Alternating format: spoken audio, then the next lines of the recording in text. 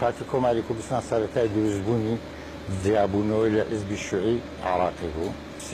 3 ساڵی 1993 ئەعلانی خۆی کردو بنێن ڕاگەیاندنی خۆی ڕاگەیاند وەکو حیزبێکی قەومی یان حیزبێکی نیشتیمانی بە سەرۆکایەتی عەلی عازی کادیرێکی بەناوبانگ بوو، کادیرێکی لێ هاتوو مادوو لەناسی ناو حیزبی شیوعی عێراقی بوو. سکرتێری حیزبمان عەلی عازی لە 28/11/2012 کۆچی دوایی کرد.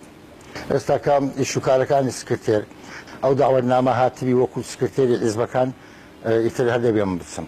ئیشوکارەکانی سکرتێری حیزب لێکاندرا لەو ئان و ساتەدا لە شتەدا ئەم بەڕێوەی دەبم. هەم لە ناو دوکانێکی خۆم کاس یەکەی دەکەم فیسەبیلەوە بتوانم ماڵ و منداڵەکەم بژێنم.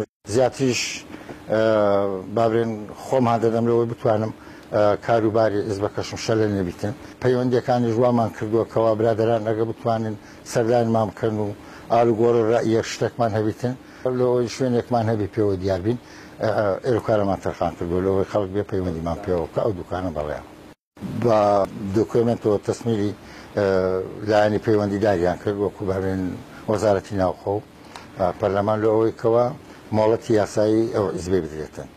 یەتر ئەوە بوو فترەیەک جوابی نەبوو.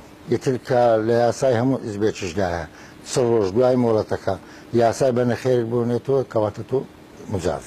ئەوەی وەکو پارتی و یەکێتی و یەکگرت و ئازابەکانی تر کە بۆنەیەکیان دەبێتن بابرێن داوەتنامەمان بۆ دێتن و بەیاننامەمان بۆ دێ بەیاننامە بۆ ئەو ئەوە ئیتر ئەوە دیارە بە وەکو حیزب دەخوێندرێنەوە بۆیە ئەوەمان بۆ دێت.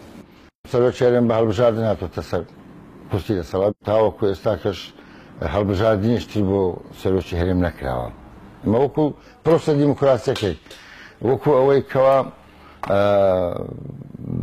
ماوەی بەسەر چووە سەرۆکی هەرێمی کوردستان دەبایە هەموو پەرلەمان و ئەوانەی کەوا لە دەسەڵاتی حکومدانە لە پەرلەماندانە ئەوانە بیان توانی بە تا ئێستا زەمینەیەک ساز بکەن بۆ ئەوەی هەڵبژاردنیشی بۆ سەرۆکی هەرێم بکرێتەوە.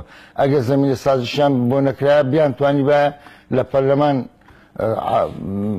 بابرێن سازانی بۆ بکەن.